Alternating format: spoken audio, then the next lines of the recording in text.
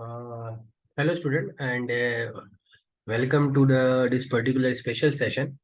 अभी मैं आप लोगों को इसलिए ये रिकॉर्डिंग शेयर कर रहा हूँ कि जस्ट ऑल द स्टूडेंट आरजी आ नहीं पाएंगे। कारण कोई भी हो सकता है, लेकिन अगर वो आरजी नहीं भी आते हैं फिर भी अगर वो कुछ प्रिपरेशन टिप्स चाहते हैं लास्ट मिनट के लिए कि क्या एडवाइजेबल है, तो मैं कुछ पॉइंट्स आपके लिए लिख देता हूँ ताकि आप लोग उसको अगर फॉलो करोगे तो होपफुली आप इफेक्टिवली यूज कर पाओगे ये 3-4 दिन जो भी हैं आपके मैथ्स एग्जाम के लिए, राइट। तो सबसे पहले मैं आपको ये बता देता हूँ कि आपको पेपर में जो आपकी मैथमेटिक्स के जितने भी चैप्टर्स हैं उन चैप्टर्स को एग्जाम पॉइंट ऑफ व्यू से प्रायोरिटी कैसे देंगे वो सबसे इंपॉर्टेंट है।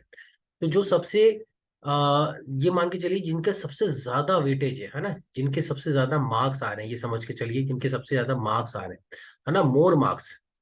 बल्कि आप ये समझिए कि मोर मार्क्स जो है, जिन चैप्टर के सबसे ज्यादा मार्क्स हैं उनको सबसे ज्यादा टाइम देना है। More marks means more time, यानी सबसे ज्यादा क्वेश्चन उन्हीं के प्रैक्टिस करने हैं। और इसमें जो सबसे टॉप लिस्ट पे आ जाता है वो रियल नंबर है ना। अब आपको लगेगा सर ये क्वेश्चन तो हमें हो जाते हैं, लेकिन आप ट्राई देखोगे ना, अगर ये केस स्टडी में आ जाता है, 5 मार्कर में आ जाता है, 3 मार्कर में आ जाता है, तो हम आधा मार्क्स भी लूज करने की सिचुएशन में नहीं होते। हमें चाहिए कि हम इस चैप्टर को पूरा A to Z कर लें। उसके लिए हम एनसीईआरटी को प्रेफर नहीं करेंगे, खास करके इस चैप्टर के लिए। हम इसके लिए कोई रेफरेंस बुक ही यूज करेंगे। अगर मेरे क्वेश्चन बैंक है आपके पास जो मैंने शेयर किया था व्हाट्सएप के अंदर, तो वो बेस्ट है क्योंकि वो सीबीएसई का एडवाइजेबल क्वेश्चन बैंक है। और अगर आपके पास कोई पर्टिकुलर बुक है, उसमें भी सारे क्वेश्चंस नहीं करने, ओनली पीवाईक्यूज करने, प्रीवियस ईयर क्वेश्चन जो हमारे सिलेबस से रिलेटेड है। ठीक है। तो अभी मैं एक और वीडियो बनाऊंगा जिसमें मैं चैप्टर वाइज आपको गाइड कर दूंगा कि कौन कौन से क्वेश्चन आपको प्रायोरिटी में रखने हैं। इस पर्टिकुलर वीडियो में हम सिर्फ इस बारे में बात करेंगे कि आपको चैप्टर कौन से प्रायोरिटाइज करने हैं और उन चैप्टर्स में क्या क्या पढ़ना है, वो मैं आपको एक नेक्स्ट वीडियो बना के जरूर समझाऊंगा। रियल नंबर हो गया, और फिर इसके बाद कोऑर्डिनेट ज्योमेट्री, क्योंकि अगर आप देखोगे इन दोनों को मिला लेंगे तो 12 मार्क्स आ रहे हैं। मेरी बात समझ रहे हैं? तो ये आप जरूर करके चलो। इसी तरह स्टैटिस्टिक्स और प्रोबेबिलिटी, स्टैटिस्टिक्स और प्रोबेबिलिटी मिला लो तो 11, तो ये दोनों ही मिलके पूरा टोटल 23 मार्क्स का हो गया। और मुझे लगता है कि हार्डली आपको 5, 6, 7, 8 घंटे अगर आप दे दोगे पूरा आराम से, दबा के 7, 8 घंटे, 8, 9 घंटे आप दे देते हो, तो आपको statistics, probability, real number, coordinate geometry में कोई टेंशन लेने की जरूरत नहीं है, बहुत इजीली कवर अप हो जाता है। मेरी बात समझ रहे हैं? तो मोर मार्क्स मोर टाइम, ये 4 चैप्टर तो बिल्कुल ऐसे रवा होने चाहिए, ठीक है, एकदम बढ़िया से।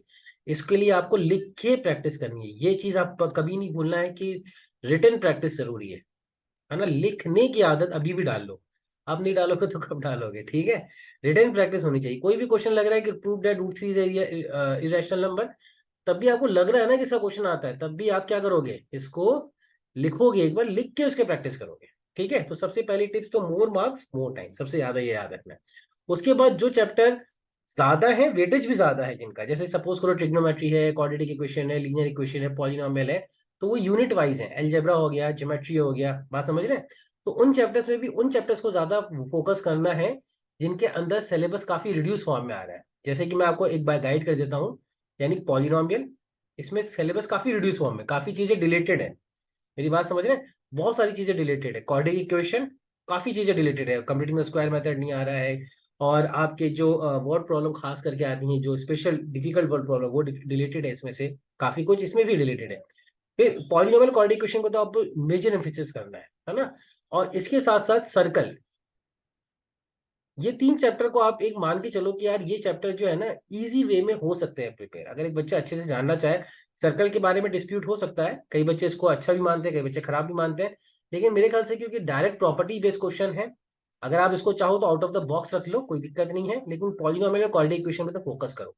ये दोनों चैप्टर मैंने इसलिए एक साथ रखे हैं क्योंकि सिमिलर काइंड ऑफ चैप्टर है ना। इसमें अल्फा बीटा के क्वेश्चन होते हैं, वो अलग से तैयार करने होते हैं, और इसमें वर्ड प्रॉब्लम के क्वेश्चन होते हैं जो अलग से तैयार करने होते हैं। बाकी सॉल्व करने में आसान, एक ही जैसे मॉडरेट टाइप के क्वेश्चंस रहते हैं। तो आप इन चीजों को ध्यान रख सकते हो। और फिर अगर टाइम बचता है, तो फिर आप बाकी चैप्टर जो है, लीनियर इक्वेशन है, एपी है, ये सारे चैप्टर को फिर एक बास्केट में डाल सकते हो। लीनियर इक्वेशन हो गया, एपी हो गया, ठीक है, ट्राइंगल हो गया, इनको एक बास्केट में डाल सकते हो। फिर ट्रिग्नोमेट्री, एप्लीकेशन ऑफ ट्रिग्नोमेट्री, इसको एक बास्केट में डाल सकते हो। ठीक है। ऐसे ऐसे करके आपको यूनिट वाइज चैप्टर को प्रिपेयर करना है। मेरा जो पहला वीडियो था जिसमें मैंने यूनिट वाइज कैटेगराइज किया था, अगर आप उसको फॉलो करोगे तो वो तो बेस्ट है। लेकिन फिर भी अगर आपको लगता है कि कई बच्चे के होते हैं, कुछ चैप्टर अच्छे प्रिपेयर होते हैं, कुछ चैप्टर अच्छे प्रिपेयर नहीं होते, तो सबसे पहले तो इन 4 चैप्टर को बिल्कुल यार मक्खन की तरह प्रिपेयर कर लो। अगर आपके पास आरजी के जितनी भी डीएचपी है ना, आरजी के जितने भी टेस्ट पेपर हुए हैं, आपके पास कोई मॉड्यूल है, यानी अगर कोई इंपॉर्टेंट क्वेश्चन की पीडीएफ है, अगर स्कूल की तरफ से दी हुई है या आपको कहीं से भी मिली, किसी एक्स्ट्रा स्टूडेंट ने दी हुई है, तो इन 4 चैप्टर के क्वेश्चन तो वो सारे कर लो। डीएचपी टेस्ट, इंपॉर्टेंट पीडीएफ जो भी है, क्वेश्चन बैंक जो भी है मैंने जो सेंड किया था वहां से, इन 4 चैप्टर को तो बिल्कुल अच्छे से थॉरो पेपर होना चाहिए, कोई भी क्वेश्चन मिस नहीं होना चाहिए। ठीक है। अब दूसरी बात ये रह गई है कि एग्जाम पॉइंट ऑफ व्यू से भी कुछ टिप्स लेके चलना आप, है ना। एक चीज याद रखना कि एग्जाम पेपर को 2.5 घंटे के अंदर आपको फिनिश करना है। एग्जाम के अंदर नहीं, अभी जो मॉक टेस्ट होंगे। ठीक है। एक चीज याद रखना कि डेली एक मॉक टेस्ट देना है। Daily, daily 1 mock test. कहाँ से लाओगे? कोई सा भी पेपर आप उठा लो, उसको मॉक टेस्ट बना लो। बहुत सारे सैंपल पेपर है, मैंने सैंपल पेपर की एक पूरी लिस्ट पीडीएफ प्रोवाइड कर रखी है, आपके व्हाट्सएप में होगी, जो लिंक मैंने दे रखा है।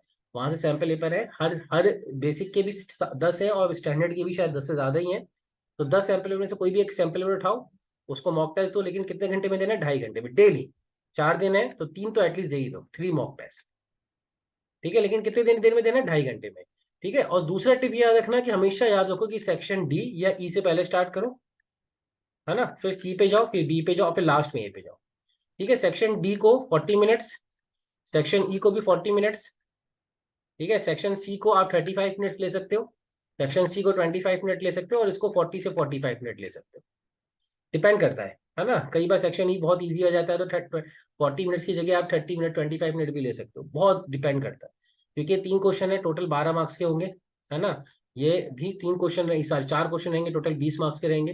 तो ये डिपेंड करता है कि आप किस तरह से इसको हैंडल करते हो। कई बार सेक्शन ही काफी इजी होता है तो वो कई बार 10 मिनट 15 मिनट में भी हो जाता है तीनों क्वेश्चन। तो वो चीजें आपको प्रायोरिटाइज करनी, कभी भी सेक्शन ए से स्टार्ट नहीं करना है। देखो यार, रीजन समझो कि कई बार क्या होता है कि अगर आप सेक्शन ए से स्टार्ट करते हो 1 2 3 4 5 6, तो कई बार क्या होता है, अगर टाइम डिफिकल्ट आ गया पेपर और टाइम बचता नहीं है, तो लास्ट के अगर 3 4 क्वेश्चन छूटते हैं ना, तो वो 5 5 मार्क्स के 4 4 मार्क्स के छूटते हैं। अगर 3 क्वेश्चन भी छूट गए सपोज करो, तो वो 12 मार्क्स का छूट गया। और अगर आप सेक्शन डी से रिवर्स ऑर्डर में चलते हो और ऑब्जेक्टिव में आपके 8 क्वेश्चन भी छूट जाते हैं, सपोज करो एमसीक्यू से 1 1 मार्क्स का 8 क्वेश्चन, तब भी 8 मार्क्स का ही छूट रहा है।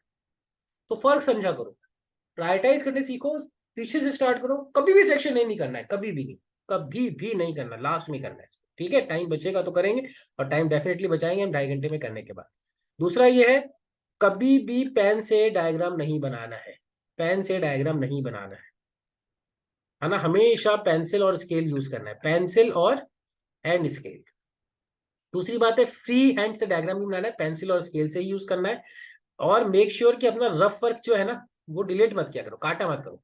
आप कोई क्वेश्चन कर रहे हो, मान लो सपोज करो गलत हो गया है, अभी मत काटो उसको। अभी ऐसे ऐसे करके मत काटो, है ना। मान लो 3x² - 5x + 6 लिखा, अब इसको ऐसे ऐसे करके मत काटो, छोड़ दो। अगर गलत हो गया कुछ, छोड़ दो अभी। कई बार क्या होता है कि हम कैलकुलेशन करने के बाद लगता है अरे यार वो तो सही था।